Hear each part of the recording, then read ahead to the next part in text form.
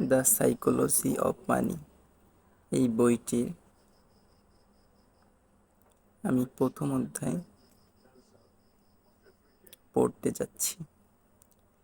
পৃথিবীর সবচেয়ে মূল্যবান সম্পদ। কলেজ জীবনে অর্থ উপার্জনের জন্য আমি লস অ্যাঞ্জেলেসের একটি অভিজাত হোটেলে ওয়েটারের স্বল্পকালীন কাজ করতাম। একজন প্রযুক্তি নির্বাহী প্রকৌশলী অফিসার প্রায় সময় আমাদের হোটেলে আসতেন। তিনি একজন প্রতিভাবান ব্যক্তি ছিলেন। তিনি বিংশ শতাব্দীর একজন আমেরিকান ওয়াইফাই রাউটারগুলোর মূল উপাদান, ডিজাইনার এবং পেটেন্ট অধিকারী ছিলেন। তিনি বেশ কয়েকটি কোম্পানি গঠন করেন এবং পরবর্তীতে বিক্রি করে দেন। তিনি অত্যন্ত সফল প্রকৌশলী ছিলেন, তবে তিনি অপব্যয়ী ছিলেন। প্রায় সময় ডিনারে $1000 খরচ করতেন, যা নিছক বোকামি ছাড়া আর কিছুই নয়। তিনি তার বন্ধুদের কাছে সম্পদ জাহির করতেন। তিনি প্রকাশ্যে এবং উচ্চ স্বরে তার সম্পদ নিয়ে বড়াই করতেন। প্রায় সময়ই মাতাল অবস্থায় হোটেল থেকে বের হতেন। একদিন তিনি আমার এক সহকর্মীর হাতে নগদ কয়েক হাজার ডলার দিয়ে বললেন, রাস্তার পাশে গহনার দোকানে যাও এবং আমার জন্য কয়েক ডলার মূল্যের 1000টি সোনার কয়েন কিনে আনো। 1 ঘন্টা পর আমার হাতে সোনার কয়েন নিয়ে প্রকৌশলী এবং তার বন্ধুরা প্রশান্ত মহাসাগরের তীরে প্রমোদতরীতে জড়ো হয়। তারপর তারা কয়েনগুলোকে একটি একটি করে পাথরের মতো সমুদ্রে ফেলতে শুরু করল। এতেই তাদের আনন্দ। এটা শুধুই মজা, মাস্তি আর উপভোগ করার জন্য। কয়েকদিন পর হোটেলের রেস্তোরাঁয় একটি বাতি ভেঙে দেন তিনি। ম্যানেজার তাকে বললেন যে বাতিটির মূল্য $500 এবং তাকে এর মূল্য পরিশোধ করতে হবে।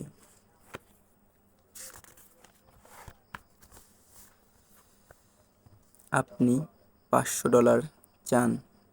প্রকৌশলী তার পকেট থেকে একটি ইট বের করে ম্যানেজারকে দেয়ার সময় অবিশ্বাস্যভাবে মন্তব্য করলেন, এই নাও $5000। এবার আমার মুখের সামনে থেকে চলে যাও, আর কখনো আমাকে এভাবে অপমান করো না। আপনি ভাবতে পারেন যে তার এই আচরণটি কতক্ষণ স্থায়ী হতে পারে এবং কতটা ঔদ্ধত্যপূর্ণ হতে পারে। আমি কয়েক বছর পর জানতে পারি যে তিনি অর্থ সংকটে রয়েছেন এবং মানসিকভাবে ভেঙে পড়েছেন। এই বইয়ের মূল লক্ষ্য হলো অর্থ সঠিকভাবে ব্যবহার করার ক্ষেত্রে আপনি কতটা স্মার্ট তা নির্ধারণ করা। আপনার আচরণের সাথে অনেক কিছুর সম্পর্ক রয়েছে। আচরণ শেখানো অনেক কঠিন, এমনকি সত্যিকার অর্থেই স্মার্ট মানুষ বানানো আরো অনেক কঠিন। প্রতিভাবান ব্যক্তি তারাই যারা তাদের আবেগের নিয়ন্ত্রণ হারায় না। আর্থিক বিপর্যয় মোকাবিলা করতে পারে। বিপরীতটাও সত্য। যদি আর্থিক শিক্ষা নেই, এমন সাধারণ মানুষেরাও ধনী হতে পারে। তাদের হাতে মুষ্টিমেয় আচরণগত দক্ষতা থাকে, যার বুদ্ধিমত্তার আনুষ্ঠানিক পরিমাপের সাথে কোনো সম্পর্ক নেই। Donald J. এমস রিড আমার প্রিয় মিডিয়া ব্যক্তিত্ব। তিনি ক্যারিয়ারের শুরুতে একটি গ্যাস স্টেশনের পরিচালক, দারোয়ান ছিলেন এবং পরবর্তীতে একজন সফল আমেরিকান সমাজসেবী ব্যবসায়িক বিনিয়োগকারী হন। ডোনাল্ড রিড আমেরিকার ভারমন্টে জন্মগ্রহণ করেন। তিনি তার পরিবারের প্রথম ব্যক্তি যিনি বিশ্ববিদ্যালয় থেকে স্নাতক ডিগ্রি লাভ করেন। তিনি প্রতিদিন ক্যাম্পাসে যাতায়াতের বিষয়টিকে উপভোগ করতেন। যারা ডোনাল্ড রিডকে চেনেন তাদের জন্য উল্লেখ করার মতো আর কিছু নেই। ক্যারিয়ারের শুরুতে তার স্বপ্নগুলো খুব বেশি বড় ছিল না। একটি গ্যাস স্টেশনে 25 বছর বয়স থেকে ফিক্সড স্যালারিতে চাকরি করে এবং আর.সি. পেনি নামক কোম্পানিতে 7 বছর ম্যানেজার হিসেবে চাকরি করেন। তিনি 38 বছর বয়সে $12,000 মূল্যের একটি 2 বেডরুমের ফ্ল্যাট ক্রয় করে এবং সারা জীবন সেখানেই থাকার পরিকল্পনা করেন। 50 বছর বয়সে বিধবা হন এবং আর কখনো বিয়ে করেননি। তার একজন বন্ধু জানান যে তার প্রধান শখ ছিল কাঠ কাটা।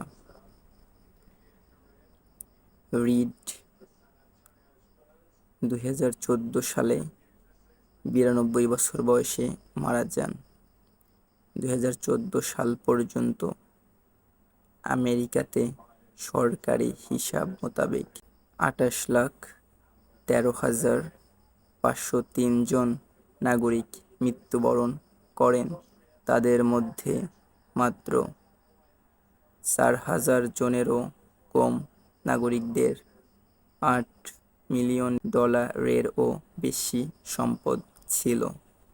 যখন তারা মারা গিয়েছিল, ডোনাল্ড রিড ছিলেন তাদের মধ্যে একজন, যার উইলে সে তার বাচ্চাদের জন্য $2 মিলিয়ন এবং তার স্থানীয় হাসপাতাল এ লাইব্রেরির জন্য $6 মিলিয়নেরও বেশি সম্পদ রেখে যান। যারা পড়তে জানত তারা তার উইলটি পাঠ করে বিস্মিত হয়। এত টাকা তিনি কোথায় পেলেন? দেখা গেল সেখানে কোনো গোপন রহস্য নেই, কোনো লটারি জেতা কিংবা কোনো বিপুল সম্পত্তি উত্তরাধিকার হিসেবে পাওয়া সম্ভাবনাও ছিল না। তিনি যা করেছেন তা হলো তিনি সম্পদ সঞ্চয় করেছেন এবং ব্লু চিপ স্টক নামক কোম্পানিতে বিনিয়োগ করেছেন। তারপর তিনি কয়েক শতক ধরে অবকাশে চলে যান, কারণ তার ক্ষুদ্র সঞ্চয়গুলোর মূল্য ইতিমধ্যেই $8 মিলিয়নেরও বেশি হয়ে গেছে।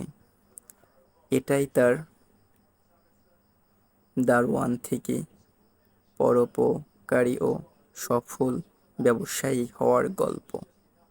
ডোনাল্ড রিড মারা যায় কয়েক মাস আগে। রিচার্ড নামক আরেকজন সফল ব্যবসায়ী খবরের কাগজে শিরোনাম হন।